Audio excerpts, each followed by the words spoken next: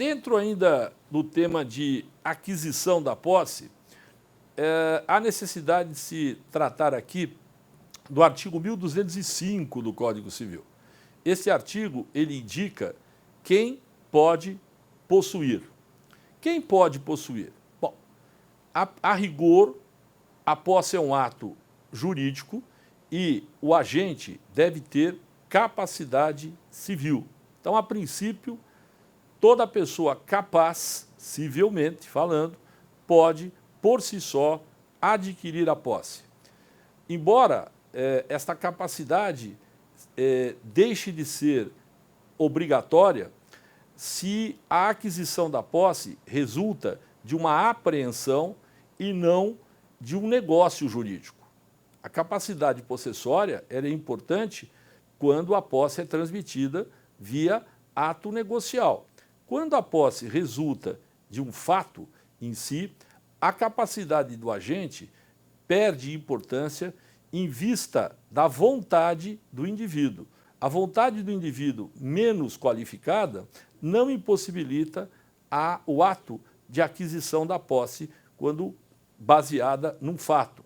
É o caso de uma criança, por exemplo, de 14 anos, que não tem capacidade civil plena e, não obstante, pode subir numa bicicleta e passar a exercer a posse. Se ela tiver que comprar a bicicleta, aí a posse resulta de um negócio jurídico e ela estaria impossibilitada por não ter capacidade civil.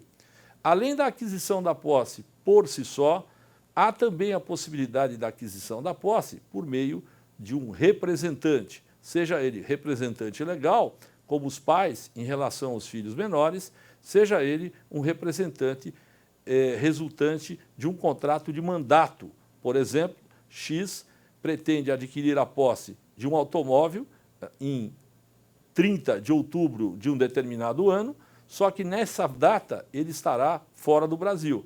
X nomeia como seu mandatário o indivíduo Y, que no dia 30 de outubro, respectivo, em nome de X, vai adquirir a posse do automóvel. O contrato de mandato está previsto, né, nos artigos 653 a 692 do Código Civil. E, por fim, também é possível uma pessoa sem mandato, sem procuração, adquirir a posse para alguém e, posteriormente, ocorrer a ratificação. É aquela situação básica, né? O vizinho compra um refrigerador, né, numa determinada loja, fica aguardando a entrega na segunda, na terça, na quarta, na quinta, na sexta ele sai necessariamente para ir ao banco. E, ao sair, chega lá o refrigerador. O vizinho, conhecedor do fato, diz lá para as pessoas que vão entregar o refrigerador: ele deu uma saída, foi ao banco, deixa aqui comigo o refrigerador, que assim que ele chegar, eu entrego para ele. E assim é feito. Esse vizinho não é, portanto, procurador nem mandatário do indivíduo vizinho que saiu, não obstante, ele adquire a posse e, ao chegar o vizinho que comprou o refrigerador, há uma ratificação junto à loja que o refrigerador lhe foi entregue o refrigerador. Então, aqui nós temos a aquisição da posse por um terceiro, sem mandato, com posterior ratificação. Vamos falar agora das formas de perda da posse. Perda da posse. A primeira forma de perda da posse que eu quero comentar ocorre com o abandono.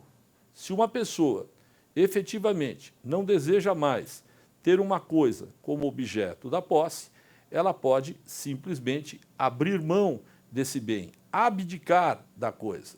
Por exemplo, o indivíduo, utilizando aqui um exemplo da Maria Helena Diniz, né, professora querida Maria Helena Diniz, de Direito Civil, a pessoa apanha uma corrente de ouro, não quer mais essa corrente e a atira no rio, no oceano. Está abdicando, abrindo mão da posse desse bem. Também ocorre a perda da posse como a perda da coisa. A perda da coisa se verifica quando a pessoa deixa de ter a posse do bem, mas não porque deseja, mas sim por força alheia à sua vontade. No mesmo sentido do exemplo, o indivíduo mergulha num rio e a correntinha que está no seu pescoço abre, quebra e ele perde a própria corrente. Ou você está caminhando pela rua e o seu relógio, alguém bate no seu braço e você não percebe, a sua pulseira abre, seu relógio cai no chão. Aqui a gente tem também perda da posse. Terceira forma de perda da posse ocorre com a tradição. Lembram, no início aqui deste vídeo, que eu disse que todos os meios aplicáveis para a aquisição da propriedade servem também para a aquisição da posse. Todos os meios de perda da propriedade servem também como meios de perda da posse. E mais importante, todo meio de aquisição da posse implica o meio de perda. Então, a questão da aquisição derivada, que eu falei, transmissão real, transmissão simbólica, transmissão ficta ou consensual da posse, implica na forma de aquisição e também como formas de perda. Voltando àquele exemplo da garrafa, simples, mas bem explícito, bem explicativo, se o X entrega uma garrafa para o Y, se nós olharmos pelo ângulo de Y, nós temos uma aquisição. Se a gente olhar pelo ângulo de X, nós temos uma perda. Então, a tradição, que basicamente é modo de transmissão da propriedade e da posse, ela implica em formas de aquisição e também de perda. As três formas que eu falei de aquisição são formas de perda se pensarmos pelo ângulo de quem está entregando a coisa. Tanto a transmissão real, tanto a transmissão simbólica, como a transmissão ficta ou consensual.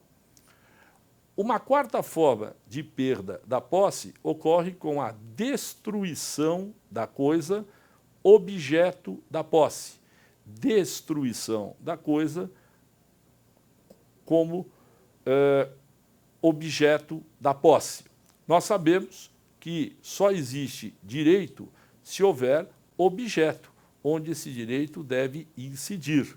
Se o objeto deixa de existir, deixa também de existir o direito. É o caso da posse. Imaginemos um imóvel que é totalmente destruído por um desmoronamento de um morro. Esse imóvel é totalmente soterrado. Ora, deixa de existir a construção, deixa de existir o imóvel em termos de construção, deixa de existir o direito de possuir. Não há objeto. Mesma coisa de um automóvel. Se o automóvel sofre uma batida, há um incêndio, há uma perda total, deixa de existir a posse, porque o seu objeto, automóvel, pereceu, foi destruído. Estamos falando até então da destruição material, mas existe, como o próprio professor Silvio Rodrigues colocava em suas obras, a destruição econômica. Se o indivíduo tem um terreno na orla marítima e esse terreno regularmente ele é submerso quando a maré sobe, aqui, recuando a maré, o terreno continua a existir, mas a posse tem a sua perda, se não material, mas uma perda econômica, na medida que ninguém vai querer esse terreno. Por quê? Porque não tem condição de plantio e nem nenhuma construção. Mesmíssima coisa se nós pensarmos no rio, né? Na cheia do rio. O rio, normalmente, qualquer rio, ele tem um período de cheia no ano.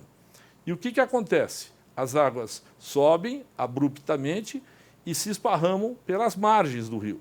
Se o indivíduo tem um terreno nessa margem e cada uma vez ou duas vezes por ano essas margens são totalmente submersas, esse terreno não é útil para o indivíduo, ele não pode plantar, não pode construir nada e, portanto, mesmo as águas recuando, e a perda material não ocorrendo, ocorre a perda econômica, que caracteriza também a perda da posse. Portanto, a destruição do objeto, que determina a perda da posse, pode ser no sentido material, como pode ser no sentido econômico.